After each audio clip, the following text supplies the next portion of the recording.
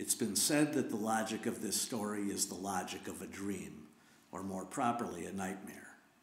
But the girl lying awake in her old bed believes this to be a far and distant memory of her past. She doesn't know she's dreaming. She doesn't know she's creating a false reality. She can't see the truth. She can only see symbols of a perceived truth. I know the truth. The girl's name is Eve. Her old bed it is, and at first she lay peacefully, consumed by the warmth of the covers. When she finally got out of her old bed, she walked around trying to place the objects she saw with a memory of them in her past. No such connection existed, though. She's incapable of reaching the truth that exists in her past, in her distant memories. She exists in a dream. Please do not forget that. Do not forget for a second that none of her perceptions are real. I am prepared to interject the irrational logic of her story with the real truth of Eve's past, her memories, her lost reality, and give you the literal truth. That is, what you would all see if you were not living in a dream as she is. It began when Eve woke up one morning and found herself living in her own dreams. It began when I woke up one morning and found myself living in my past. Like a flower resting quietly before the harsh cold of winter comes, I lay in my old bed consumed by the warmth of the covers that I knew would not last. I felt disconnected from the present, like a plug sitting idly by an outlet as it waits patiently to be reconnected to its rightful home. But I knew I was awake, like a toaster knows when the bread is toasted, like the stoplight knows when it is time to change, like a cigarette knows when it is finished.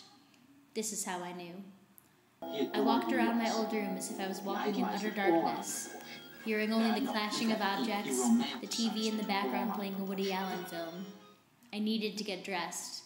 The need was like a mug of coffee that needed more cream, like the open door that needed to be shut, like the alcoholic who needed just one more vodka martini.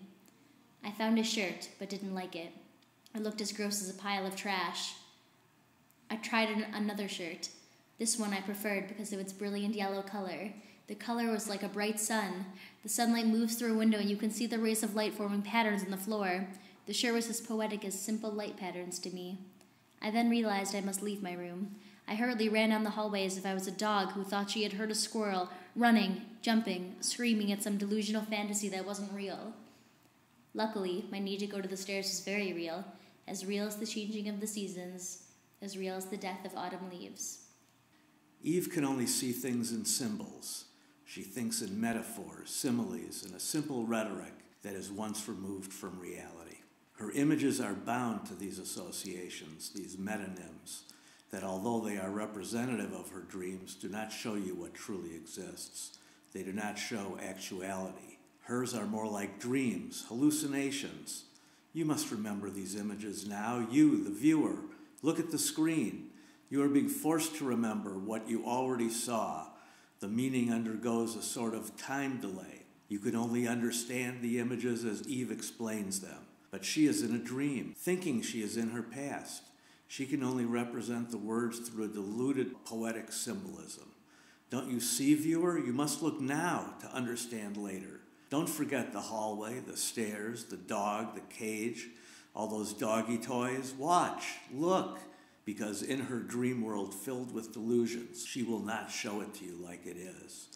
Don't let these images you are witnessing remove themselves from your understanding like Eve does. I'm your only hope for understanding.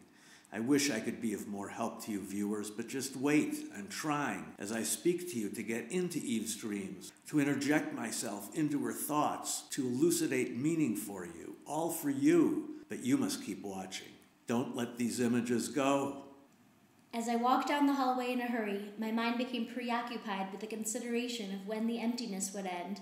The blank walls, the dull carpeting, everything looked the same and created a creepy empty void in my memory. Even all the doors looked the same, and there exist seemingly endless amounts of doors in this hallway. Each door looked almost exactly alike, but can be slightly differentiated from one another. Anyway, this is what was on my mind as I ran hurriedly down the hallway to reach the top of the stairs. And when I reached the stairs, I began to feel a sense of vertigo. Everything was moving around me. Nothing was clear. but I kept my feet grounded despite my unsteadiness. I looked down the stairs as a hungry person looks down the bag of potato chips, hoping there is something there that still remains. And as I walked down slowly, I saw only my dog sitting at the bottom of the stairs like a lifeless doll that had been carelessly placed in the middle of everyone's way. His cage was in the corner, as if it was a person lurking, trying desperately to make it into the frame.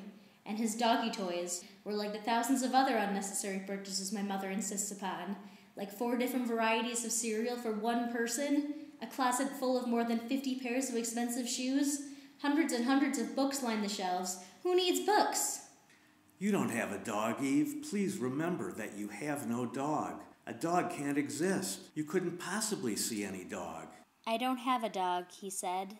And if I don't have a dog, there should be no cage. And if there is no dog, and if there is no cage, then there are no doggy toys either. I feel quite logical at the moment. She can hear me. I have entered Eve's consciousness, her dream world. Yes, now finally you will see what you are supposed to see.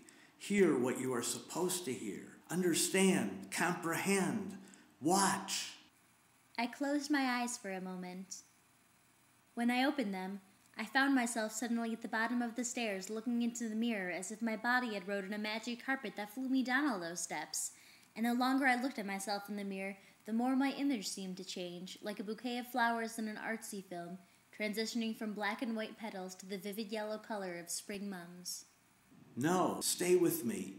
Eve, wake up. You didn't see any mums. You saw yourself in the mirror. You were in a world of dreams, Eve.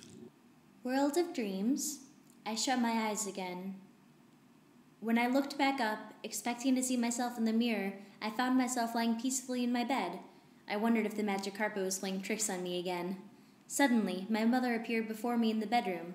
I began to see more clearly then, and as she approached my bed, her image became clearer to my eyes. Yes, you are finally awake, and yet it is now that you are falling back to sleep, falling back into reality. My mother sat down beside me and softly spoke to me these goodnight words. Night-night. Sleep tight. Sweet dreams. Think of pretty colors if you want. It's been said that the logic of this story is the logic of a dream. But isn't her dream quite beautiful? Can we say with certainty that there is no truth in her metonymic, overly poetic, delusional expressions of reality? And in the end, Eve only came back to reality as she slowly fell back to sleep.